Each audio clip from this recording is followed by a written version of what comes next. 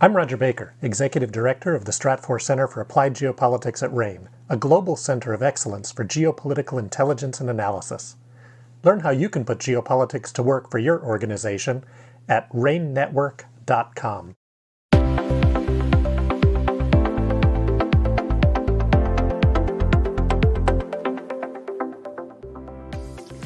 Welcome to the RANE Insights podcast. In this podcast, founder and chief collaborative officer of RANE, David Lawrence, interviewed Scott Atran. Scott Atran is an anthropologist and psychologist who studies how cognitive constraints and biases in cultural preferences and values shape social structures and political systems.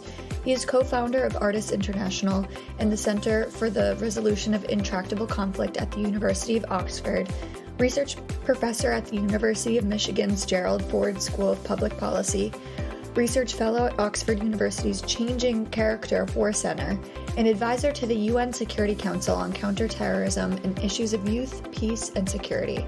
His work and life have been spotlighted on television, radio, internet blogs, and podcasts, and in the popular and scientific press, including feature and cover stories of the New York Times Magazine, the Chronicle of Higher Education, Nature, and Science. Scott, first, many thanks. It really is a very, very special privilege and honor to be able to have a conversation with you.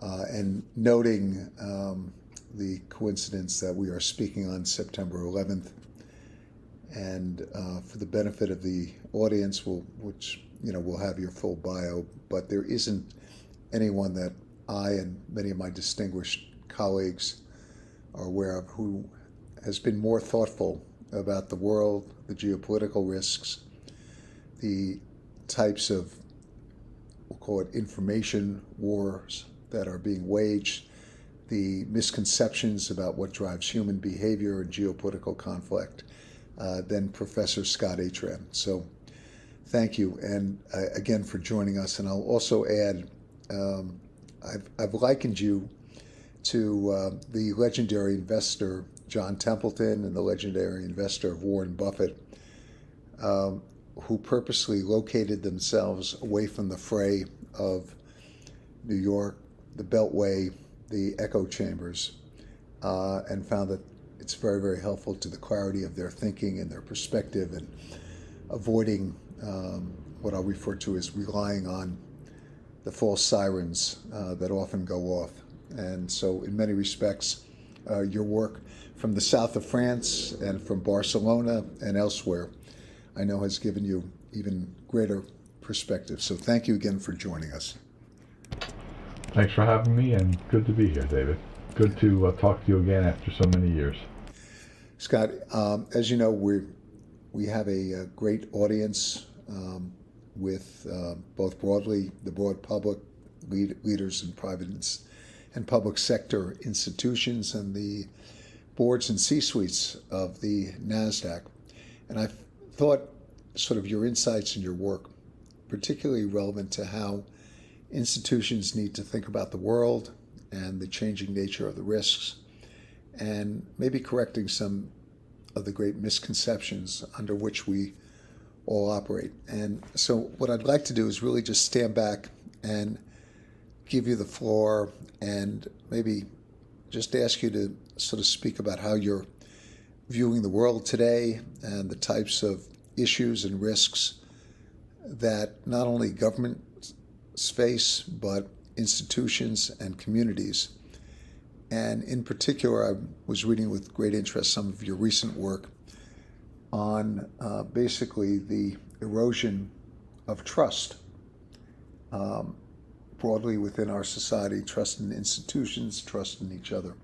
But let me just sort of stand back, and maybe you can give us an update on your recent work and some of your recent perspectives about the world.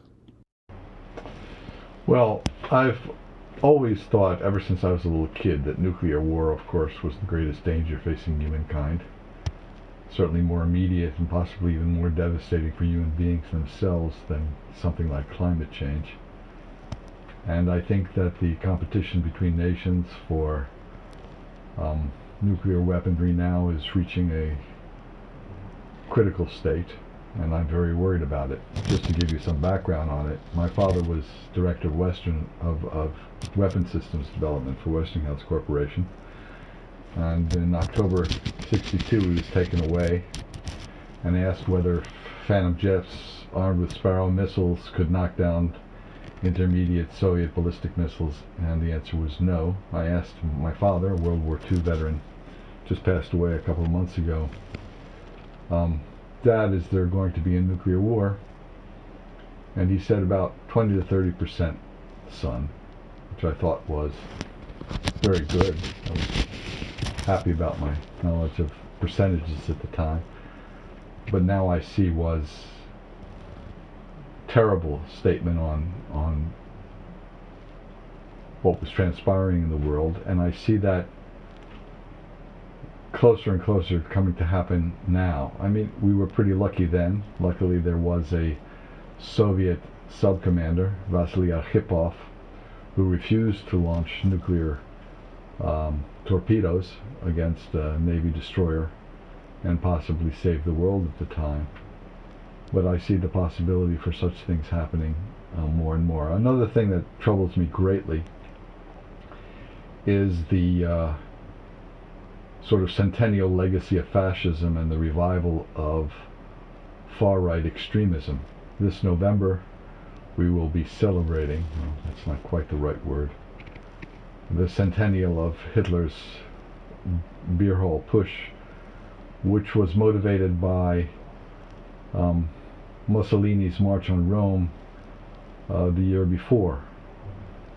And we're seeing now a revival of that type of situation, that type of ideology. Today, liberal democratic values increasingly appear to be losing ground as the middle class, which is the mainstay of liberal democracy, shrinks. In a World Values Survey, the majority of Europeans less than 30 years old think that living in a democracy is not necessary or even absolutely important. In a recent U.S. survey, about half of Americans lack faith in democracy. More than one-third of our young people with high incomes approve of military rule, presumably to arrest the growing social agitation tied to the vast income inequality which has now surpassed the 19th century's Gilded Age. And of course we're plagued by things like political polarization and unrelenting problems of cultural assimilation, racial integration, and lack of consensus in this era of identity politics. One interesting thing is the left has abandoned what was formerly the privileged class of revolution, the white male proletariat, for other groups, and the white male proletariat, of course, has gone over now to the far right to a large degree. Most Americans now see democracy in jeopardy, but only 7% consider it worth saving as an election priority. The share of our young adults saying the U.S. stands above other countries has continued a significant climb over the last decade or so. Support for the presidency, Congress, Supreme Court, and other democratic institutions has hit historical lows. And liberal democracies and far-right governments have risen all across Western Europe. For the first time since Mussolini, a far-right government has become the strongest political force in Italy, the second largest in France, the third most powerful in Spain and Austria, a viable force in Germany. Far-right parties now wield power in the ruling coalitions in Sweden, the opposition in the Netherlands, effectively ruling Hungary and Poland. And although these political formations reject an overtly fascist philosophy, they borrow many of the exclusionary ethno-nationalist elements first popularized by fascism and Nazism, and they embrace a decidedly liberal agenda. Our politicians and our press are using words like criminal and traitor and idiots to demean political opposition in our own country, and dehumanizing words like scum, filth, vermin, to dehumanize, which is a reliable precursor to increased violence. So these are the things that worry me Worry me now. People like Francis Fukuyama think that democracy, well, he's a sort of Hegelian who believes that history has a real meaning to it, who believe that democracy will eventually triumph over authoritarian type regimes for two reasons. First, the concentration of power in the hands of a single leader at the top all but guarantees low quality decision making, and over time will produce truly catastrophic consequences. Second, the absence of public discussion and debate in strong states and of any mechanism of accountability means that the leader's support is shallow and can erode at a moment's notice. The first point, you might say, is exemplified by Russia and its leader Vladimir Putin, whose political and military miscalculations in invading Ukraine not only indicate poor intelligence on Ukraine's will to fight, the U.S. also made similar misjudgments, but more importantly, inability to acknowledge mistakes, and the fear he instills in those around him to even inform him of what has and is likely to happen.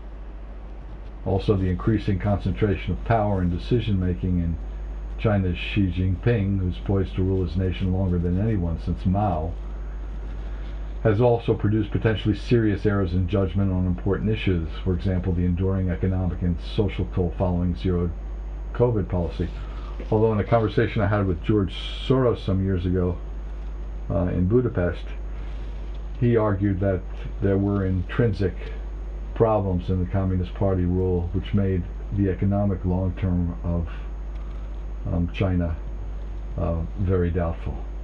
And that, I think, is coming to pass. So my principal concern is, in the meantime, while we wait for the inherent weaknesses of authoritarians and the inherent strengths of Democrats to play themselves out, although I must say I'm skeptical about that point of view, we have to address some critical psychopolitical challenges of our age, like how in the here and now can the unalienable rights of individuals be maintained in an open and competitive political system of mutual tolerance and respect, and which is able to secure devotion to values that are resistant to other devoted but malign actors? What sort of intimate counter-engagement rather than socially disembodied counter-narrative is most apt to persuade people that democratic values and deliberations will triumph in the end, rather than the messianic conquest of the heart with faith, sacrifice, and the promise of great rewards, given that free and fair elections, which are the affordances of science, and the affordances of science for health and happiness, and the protection of individual rights under law, are obviously not enough. And again, as this centennial of the rise of fascism and Nazism moves in front of us, I'm reminded of George Orwell's review of Hitler's Mein Kampf. Anybody can look it up on the internet. It's only one page, but as with Orwell always, it's fairly profound. He says the situation in Germany, and I'm sort of paraphrasing, with its 7 million unemployed, was obviously favorable for demagogues. But Hitler couldn't have succeeded against so many rivals if it hadn't been for the attraction of his own personality. He grasped the falsity of the hedonistic attitude of life. Nearly all Western thought since the last war, meaning First World War, certainly all progressive thought, has assumed tacitly that human beings desire nothing beyond ease, security, and the avoidance of pain. Hitler knows that human beings don't only want comfort, safety, short working hours, hygiene, birth control, and in general common sense. They also, at least intermittently, want struggle, self-sacrifice, meaning in life, even danger, not to mention drums, flags, and loyalty parades.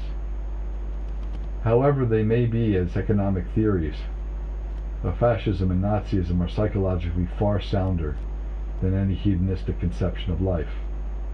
And that's what I'm worried about today, especially the movement of young people towards the far right and some towards the far left. And let me just sort of end with a telling anecdote. During a showing of Leni Riefenstahl's visual paean to Nazi socialism, The Triumph of the Will, New York Museum's Modern of Art, Charlie Chaplin left, decided to make The Great Dictator, but French filmmaker René Clair was terror-stricken, being a European, fearing that if it were shown more widely, everything in the West would be lost. So let me end it there for the moment. Scott, thank you for that very, very sobering overview. And what I'd like to follow up with is these things don't happen overnight. The root causes of this sort of confluence of issues. And then relatedly, I was waiting for you to sort of drop the term social media and our expanding technology portals as being a source of concern in terms of how these ideas can spread and the contagions that can spread around the world. That quote that's attributed to Mark Twain, I don't know whether he said it or not, about a lie being able to circle the globe before, truth puts its shoes on or whatever. And so I'd like to probe you on, sort of how this all has come to pass, and then also how to think about the technology portals that are now available. Okay, so let me give a little background the way I think about this. So the notion of disinformation, or disinformatia, was invented by Joseph Stalin when he was Commissar of Nationalities from 1917 to 1922. And he conceived of disinformation as a way of undermining whatever traditional beliefs there were in the countries that communism was interested in taking over in order for communist regimes to be installed. After World War II, the Soviet Union invested more money and manpower in disinformation operations than they did in their entire military, believe it or not, because they realized that they would never surpass the United States and its Western allies in technology. And so by using disinformation and malign influence operations, you could undermine, disorient, disrupt chains of commands, and actual use of weapons and violence wouldn't be necessary. Of course, around 1952, 53, 54, the United States began ramping up its own disinformation campaigns. One of the most telling, of course, was the coup in Guatemala, in which the United States recognized quite clearly that the government of Arevalo, the father of the current president-elect, was by no means a communist, and an internal report said he was quite against communism, but nevertheless realized that for their own corporations to remain in control, they would have to introduce an disinformation campaign that was quite successful. Well, all of this was part of the Cold War, and that went into abeyance after the fall of the Berlin Wall. But around 2006, 2008, Putin decided to ramp that up again. And now, for example, just in St. Petersburg, we found 6,000 people just in one set of buildings working on disinformation. In China, you've got tens of thousands working 24 hours. The way they work on malign influence operations is to understand and prey upon those values, especially those sacred values that people hold dear, and argue that those values are being challenged, upset, violated, and that they are there to defend them. And we've seen within the last decade and a half this same set of strategies taking hold in the United States. And with information media, the rounds of malign information now pass much more rapidly than they ever did before. So history is sped up to an incredible degree. That, of course, in conjunction with 24/7 news reporting and the fact that the news is no longer a public service but is an economic gain that works upon its own values, notably violence and sex as the things that sell the most. And so we find in social media, as in what was once the public service of the news media, even in the Western world, information built on an almost hysterical attempt to persuade people in whatever opposition they are that one's own values are being threatened to an existential degree, that the others have to be destroyed. And of course, what social media enables that was never possible before is that people don't have to commit themselves physically. They can engage in the gains of social media without suffering the costs, as responsibility can be denied because the sources of information need not ever be attributed to one person or one institution or another and can remain anonymous. Also, we find that in social media, algorithms for participation and for sales are maximized when polarized, antagonistic, and even violent rhetoric is maximized as well. Now, of course, the social media companies, the big platforms, didn't intend this, but that's the way it so happens that it works. And it works whether it's VKontakte, which is controlled by the Russians, or Google, or Facebook, or Twitter, or Reddit, or TikTok, which has a huge Chinese influence, or any of these other platforms. And perhaps the biggest problem we face now is the notion of free speech itself. I mean, free speech emerged in England 16th to 17th century as a way of opposing absolute power of the monarchy and eventually of the noble class as well. But free speech was always, in a sense, edited and surveyed by an educated elite, at least in the West, and that's no longer the case. And when you have free speech that is allowed to, or that favors polarized, antagonistic, adversarial, and even violent rhetoric, then we have a very difficult situation. A situation in which we have free speech, free democracy, leading to things like tyrannies of the majority and mob rule. Now, the founding fathers in the Federalist Papers tried to deal with this. They figured, especially in Federalist Paper number 10, when Madison says, look, the biggest problem facing the development of a democracy in what we would call today an open society is the problem of factionalism and political parties. And what can we do to avoid this?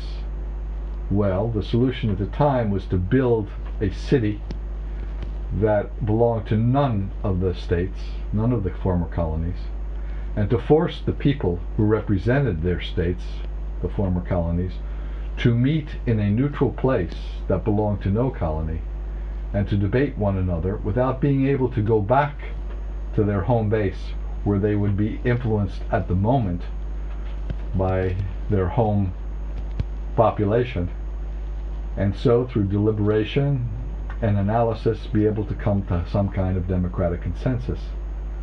Well, that worked more or less for a time, but that's no longer applicable today. And to tell you the truth, no one knows what to do about it. How do we prevent free speech from devolving into violent mob rule? And Scott, if I can just maybe add, because I've read and heard you speak before, but when it comes to the portals of our technology, there's also a component here of a profit model.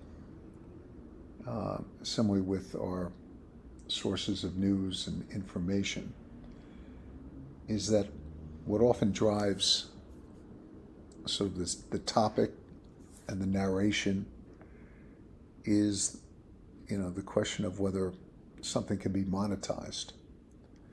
And monetized whether with advertising or, through a following, holding oneself out as a so-called influencer.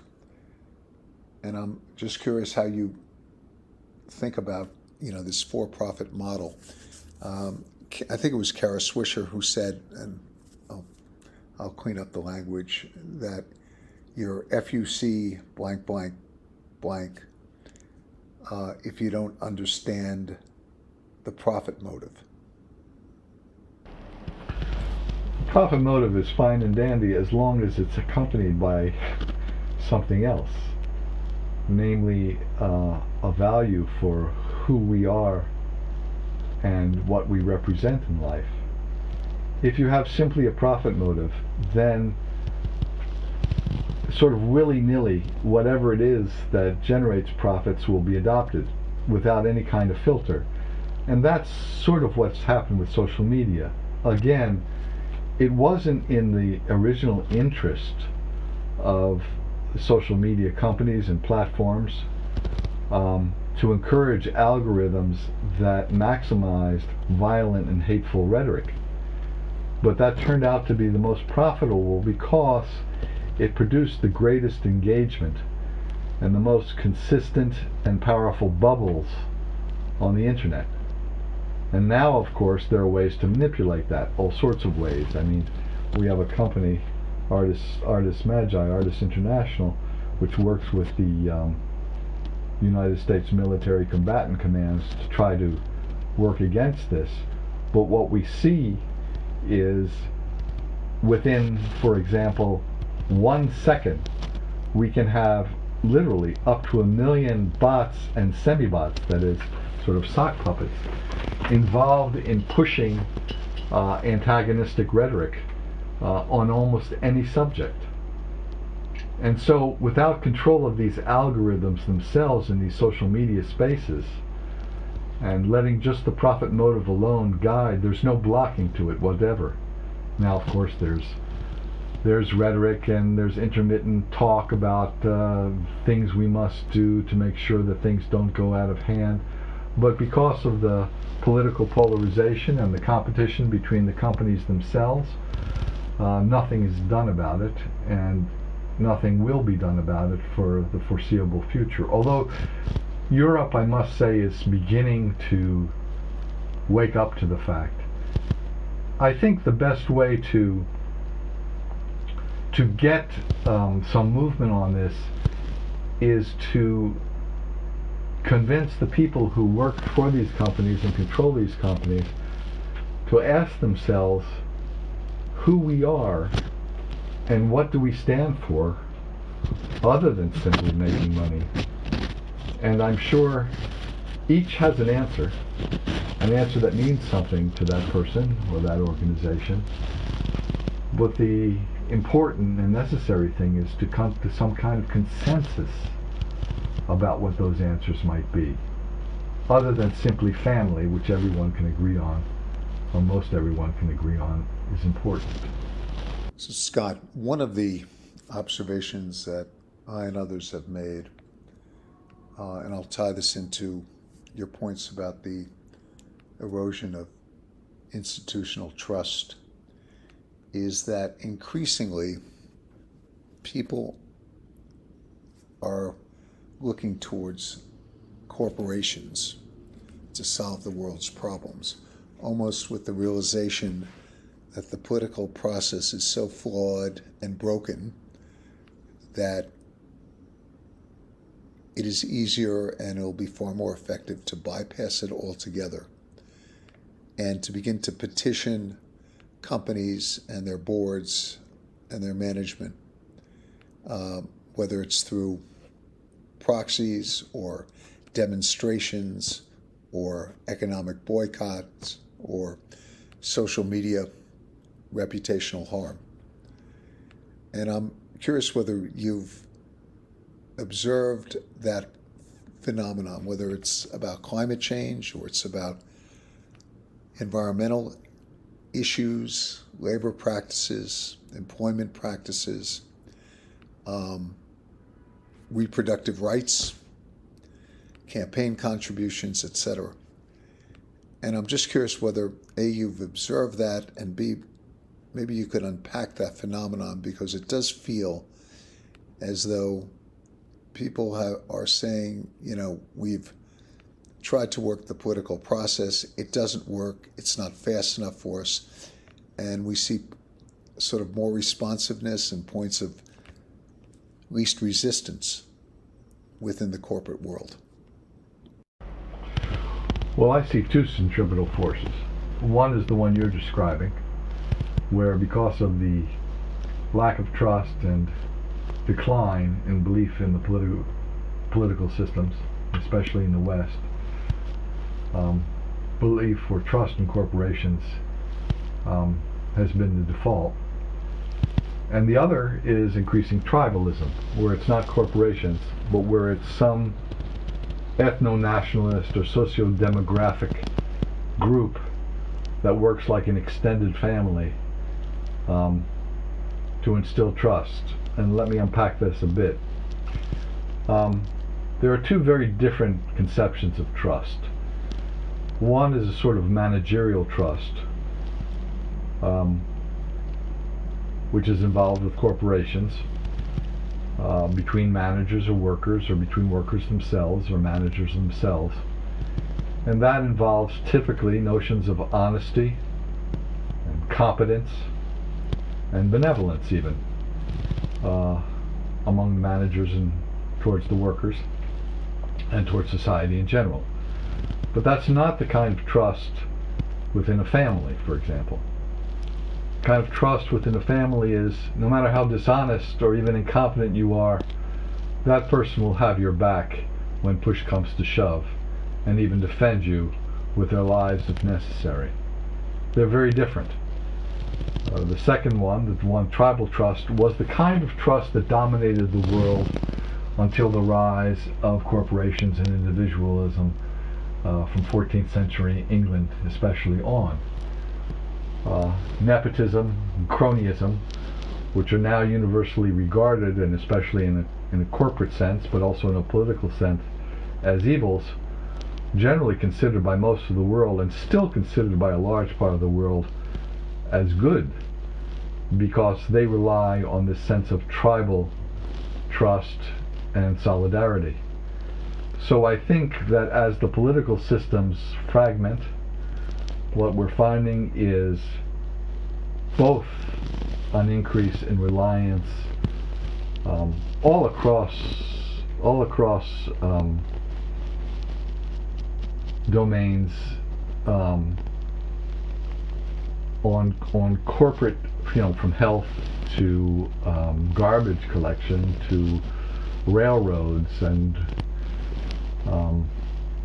universities in the private sector, especially the corporate sector, but at the same time an increasing reliance on this old tribal ethic that's becoming more entrenched in our societies as globalization itself collapses. It reminds me in a sense of what happened after the Napoleonic Wars. From the Congress of Vienna in 1814 to the outbreak of World War I, 100 years later, you had all of the trappings of globalization that we had after World War II. The only countries that really needed passports even were Russia and Turkey. There was movement of capital and labor across national boundaries. Wealth increased dramatically. We had the growth of an industrial society where muscle power and wind power had been the mainstay of human production for the previous 200,000 years, and all of a sudden it became machines. And it wasn't until the 1990s that capital flows and freedom of movement again equaled that of what was going on in the world in 1912. But then you had a sudden collapse of the global system between 1912 and 1914. And what we're seeing now again is a collapse of that system. I don't know how corporations are going to manage this. Right now they're playing it sort of by ear. They've still managed, as was the case at the outbreak of World War I and World War II. I mean, we're not yet at that point, of course. It's more like the 1920s. Where corporations have managed to keep functioning, producing, and even developing consensus across national boundaries. But I don't know where that's going to go, given this fragmentation that I see. And I'm of the personal view that these lines between private and public sector are too often falsehoods, that there is a broad common interest, and that the ability to solve some of our most fundamental problems have to be undertaken by both the public and private sectors. Well, this was certainly clear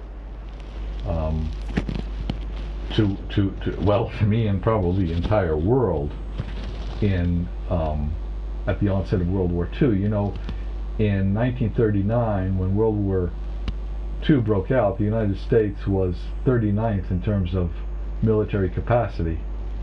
It only had 179,000 troops. And the Germans made the same mistake as they had in World War I, as did the Japanese. That is, they had corporate and economic power, but their military and government power was fairly weak. At least they thought it was.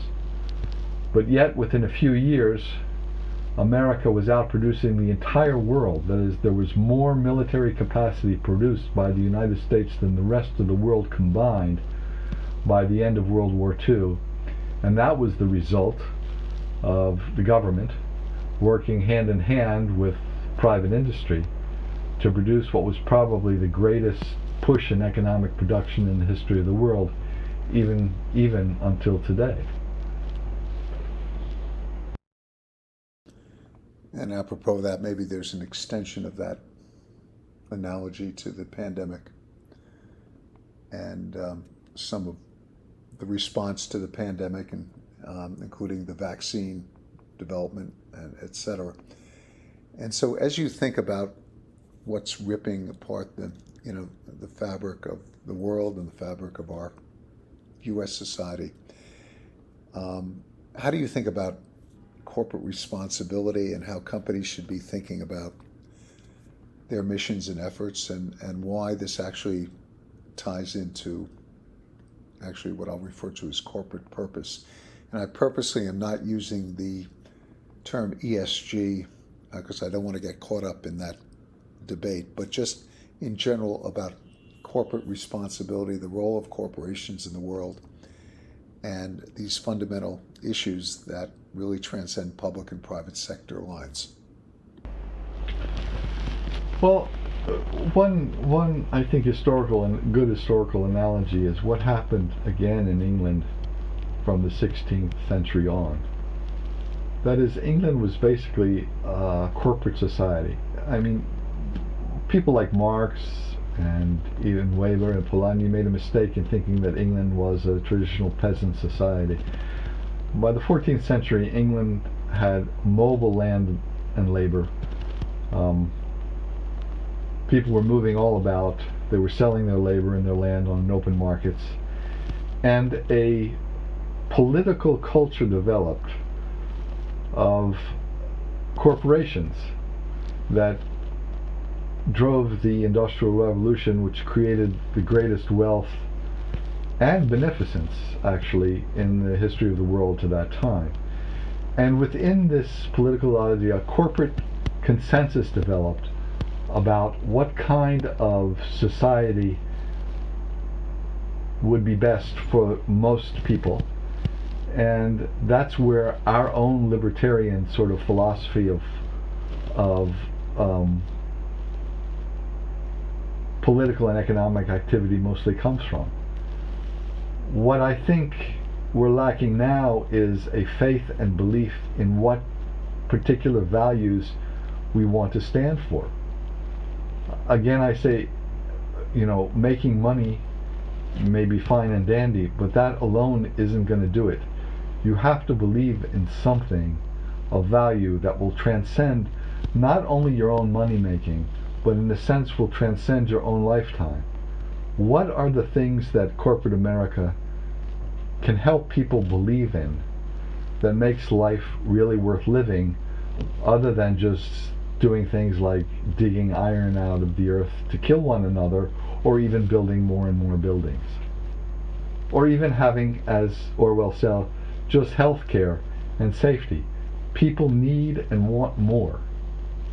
Now there are, of course, people, and I think people like Buffett and John Templeton, those that you mentioned, did have a belief that there were values intrinsic to humanity that a corporate culture could advance. But I don't see that right now as widespread or consensual. The things that have driven humanity across the ages to build civilizations, to engage in their greatest efforts and exertions, not only in peace but in war, have not even been for family and friends, but had been for transcendental values. And the question is, what are the sorts of values that will keep our civilization going? Civilizations don't naturally rise and fall. There aren't natural periods where civilizations have to collapse. Civilizations collapse because they don't believe in their values anymore. So I think the mission, if you want, of corporate America, of corporations in any open society in the free world, would be in the generation of wealth and safety and good health care and happiness in general, and comfort, and shorter working hours, and hygiene. What do we want to live for? What is the meaning of life? Is the meaning of life simply, when we fought fascism and Nazism, we had meaning because there was a direct threat. One of the interesting things I see when we've done, my research team has just finished a whole set of research which we published in the Proceedings of the National Academy on the will to fight. And we did this before the Russian invasion of Ukraine, and we did it after, and we did it in 4 continents.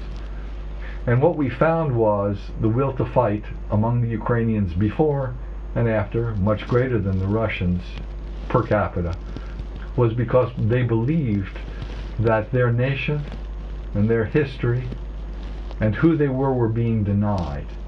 And that threat motivated them. And that threat has actually revived a faith in democracy, even among young people in Western Europe, to a degree that we haven't seen at least over the last 30 or 40 years. Whether that will endure, I don't know.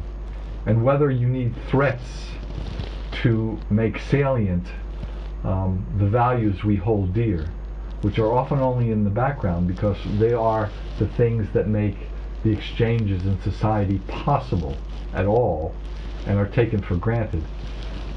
Whether threats are needed, I don't know. I'm reminded of that walk in the woods between President Reagan and Premier Gorbachev, when Gorbachev asked whether or not there will ever really be peace on Earth, and the response was, sure, when the Martians invade. I remember that story. Scott, I can't help but really offer my profound thanks for just such a thoughtful conversation and having the benefit of your extraordinary perspectives in mind. I do want to extract maybe the opportunity for a continued conversation, and also we'll reference some of your books and publications and speeches and YouTube. Now, I think there are even some YouTube videos out there. And in particular, reframing sacred values, a sort of a whole landscape that we didn't have a chance to walk with you on this call, but something that I think will be very, very valuable to our audience. So thank you again. And while I know you operate in the academic sector, your work for various governments, your work broadly in the public interest is truly, truly appreciated. And if I had one criticism, I'm just not sure it's heard enough or broadly. And so hopefully this conversation, some of our work with the NASDAQ can help extend your perspectives and your influence. So thank you again, Scott. Well, thanks for giving me the time, David. And good luck on future talks. Okay.